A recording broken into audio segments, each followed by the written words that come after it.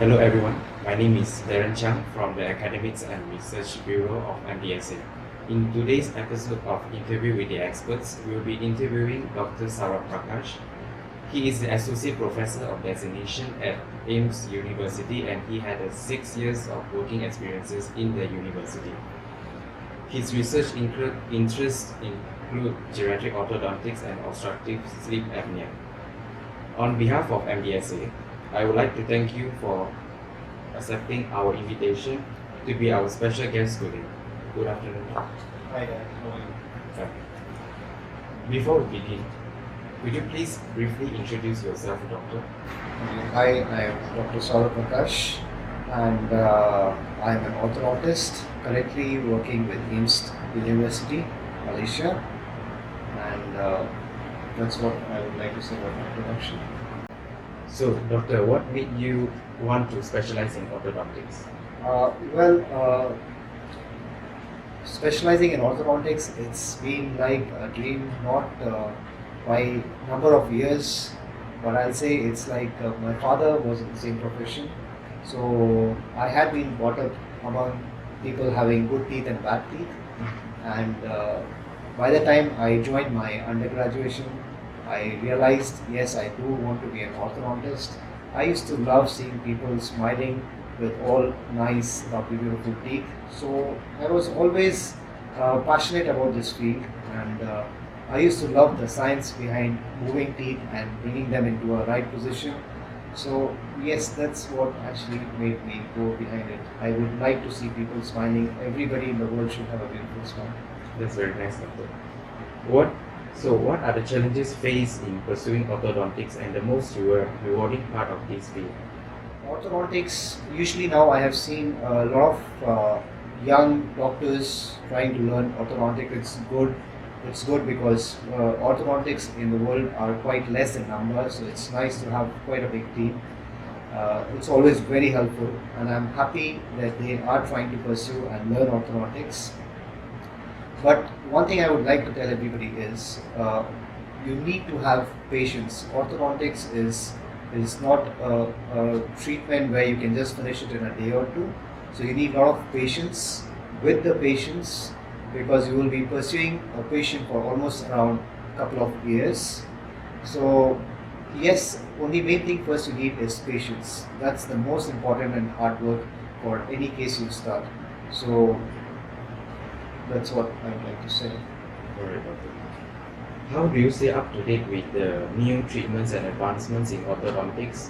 What are some of the new devices available in the markets for the teeth straightening process? Alright, as far as staying up to date is concerned, I always attend almost every seminar, conferences, whatever is possible that keeps you up to date, because there are a lot of good orthodontists and good speakers who come and talk over there. It's nice to learn their experience, and it's always nice. You just cannot stick onto the way you do orthodontics. It's always nice to learn from other people and pursue.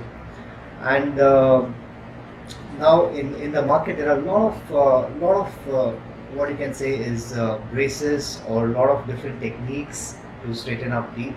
But ideally you should be learning each and every one of them. They all are different in their techniques. It's not like they are same, and you need to update yourself. You need to study about it. Even if you ask me today, do you know orthodontics? I'll say not yet. I'm still learning. You had developed research interests in both geriatric orthodontics and OSA. Can you share with us more about your research? Yes, I was quite keen on geriatric patients, and recently I have made my interest also in obstructive sleep apnea. That is what OSA stands for. So when geriatric patients are concerned, yes, usually orthodontics, people see it as a young age treatment.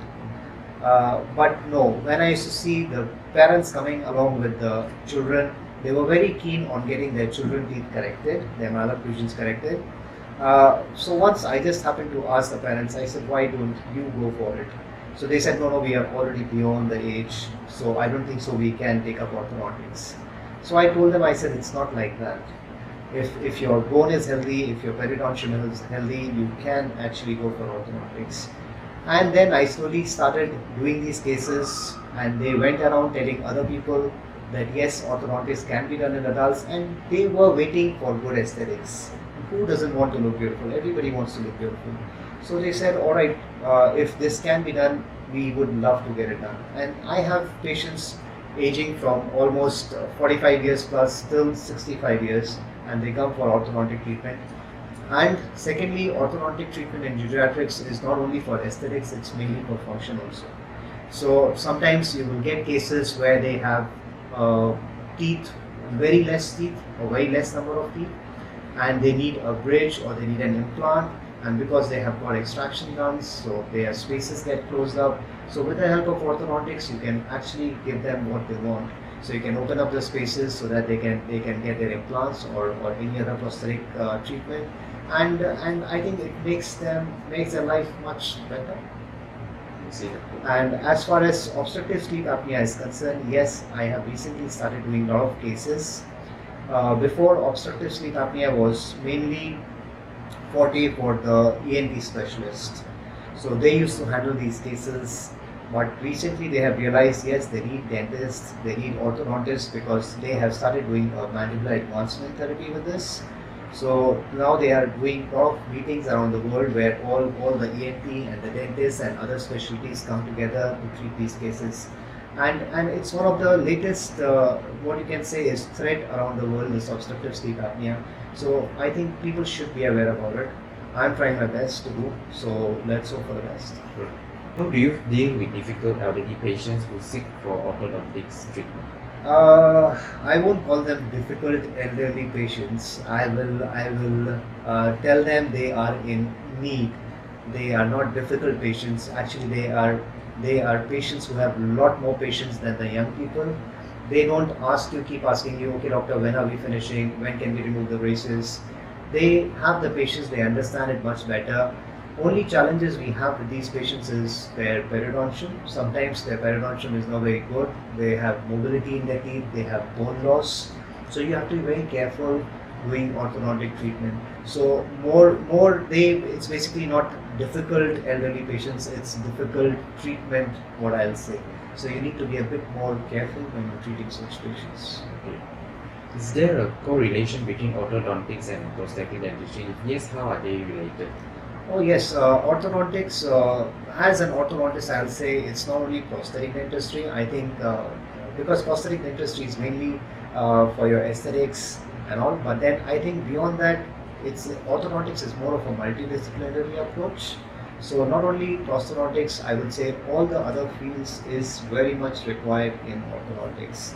As far as prosthetic dentistry, you're asking, yes. As I said before, that sometimes the patient needs some bridges or some other prosthetic treatments and implants, and because of their missing teeth for long duration, either the tooth has supra-erupted or either the tooth has moved. So yes, they need to give them anything. All the occlusion should be settled. So before they make them into a stable occlusion with which they can eat and they can live with.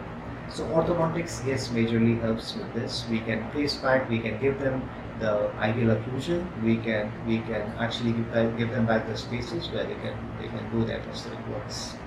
Correct. What do you envision the orthodontic fields to be in the next 10 years?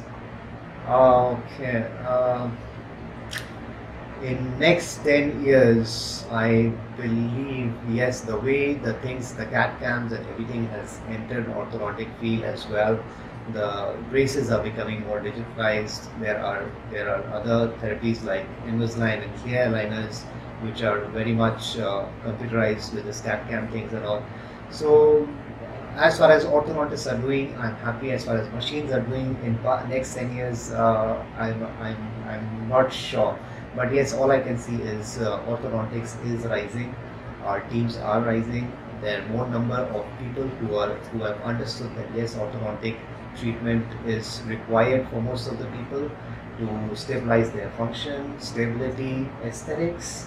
So yes, only thing I can vision is we are going to have a great orthodontic team and orthodontic treatment. What is the one accomplishment that you are most proud of, Doctor? Okay, if I see myself down the line now almost around 10, 11, 12 years. The thing I'm more happy about is, yes, every day when I'm doing my cases, I get to learn a lot. And same thing, I'm proud to say I can teach my students, all right, so that they can learn and they can go out and practice in the same way. So whatever clinical experiences we get, that is what we teach them, and that is the most proud thing. So I'm very happy and proud to be a clinician and academician as well. What advice would you give to the current dental students who are interested to venture into orthodontics in the near future? Okay, as I said in the beginning, you need a lot of patience to be an orthodontist. There's no shortcut in orthodontics. There's nothing like you can finish and you can earn money. Please don't see it as a business. All right, see it as a hard work. See it as a work where you can make the patient happy. The patient can go out smiling. That's your biggest achievement, and that's the biggest proud thing for you. So please don't convert orthodontics into business and start thinking that okay, this particular field gives a lot of money. No, it's not give a lot of money to you. Basically, it gives satisfaction to you. You can face your patient after a couple of years when they have all their teeth still in place and happy. You will feel very proud about it. So please don't try to do any shortcuts. Try to learn it. Try to do it the right way and follow the right rules. Is it a myth or the fact that some young patients worry that if they do put on braces, the higher the chances they will lose their teeth early when they are old, because they feel that their teeth is moving during ortho treatment and is more mobile compared to people who never used braces before? It's absolutely a myth. Why I will say is, you see, when anybody comes to us, even for aesthetics, nobody comes to an orthodontist saying that I have a functional problem. Nobody comes and says I have a class 2 molar relationship. Nobody comes and says I have a class 3 molar relationship. They just come and say my smile is not good, my teeth are out, something or the other the patient will tell you. But we make sure that patients get their best of aesthetics, but the most important is the function of your teeth. So that is more stable. That is supposed to be more stable. So we make it more stable rather than we make them mobile and all. As far as mobility is concerned, yes, sometimes what happens is when you're doing orthodontic treatment, there is mobility in the teeth. But as your treatment finishes, you're supposed to be on a retainer therapy. That is the time when actually the bones should supposed to start reforming and your teeth are supposed to be stabilized. So there's nothing that the teeth moves. If you maintain your hygiene, if you're good with your brushing, I think there's no mobility, there's no periodontal problems. Secondly, we are making the occlusion more stable. It's not that down the line 10, 11 years, their teeth will start moving or they will lose their teeth early. No. I think we are making the occlusion more stable, making it more stable. We are giving them a well-balanced structure. So I think they can live much more longer because we are removing that traumatic type of bite, everything. So it's more stable that way. I believe it's completely a myth. So they should not feel like that. Okay. Now let's move on to the most exciting part of the interview, which is the rapid fire round. Are you ready for this? Okay. What is your most favorite food? Indian food. Of all the places you have traveled before, which one is your favorite? In Malaysia or anywhere? And I have to recollect which one. I've enjoyed almost all the places. Basically, Leh Ladakh, that's in India, part of India, yeah. It's again in a part of India. It's a very highest mountains. It's a motorable road. Your dream holiday destination? Wherever my family is with me. Favorite celebrity? Would be Robin Williams. If you could travel back in time, which age would you want to go and why? My childhood. That was the best time. And why is because I have the best of memories and less of workload, lot of play and a lot of fun. You don't get it again though. Yes. It's just a dream. Three most important things in your life. My work, my family and my ethics. Do you play any mobile or computer games? No. Your favorite sports? cycling and hiking. Last movie you watched? I went to Dr. Dolittle with my son, and I think I liked it. The most favorite thing about Malaysia? Food. What are your hobbies? My hobbies mainly, as I said, I love to cycle. I have cycled almost all over Malaysia. I love hiking. I have been hiking almost every place here in Malaysia. So these are the two most favorite things I love to do. That's wonderful. If you had to pursue a degree all over again, would you still choose to become an orthodontist? Yes. What is the one thing you regret not doing when you were young? I always wanted to be an army commando, but I think I am better off as an orthodontist. Do you have any fears? Yes, to see relapse cases, my patients coming back and saying, okay, our spaces have opened up or something or the other, those are my fears. Yes. Do you have any role models or mentors in orthodontics? Who are they? Angle, father of modern orthodontics. Yes, why? Because Edward Hartley Angle was once following a concept which we have started re-following back. Alright, that means we have started avoiding extraction of teeth, stable occlusion, everything we are getting back to it.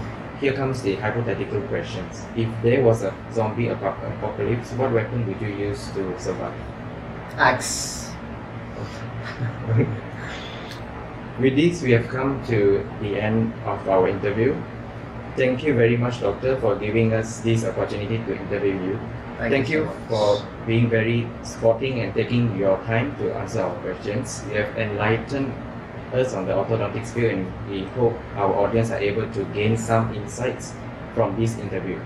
Thank you, Doctor, once again. Thank you so much. Thank you, Doctor. It was a pleasure being here.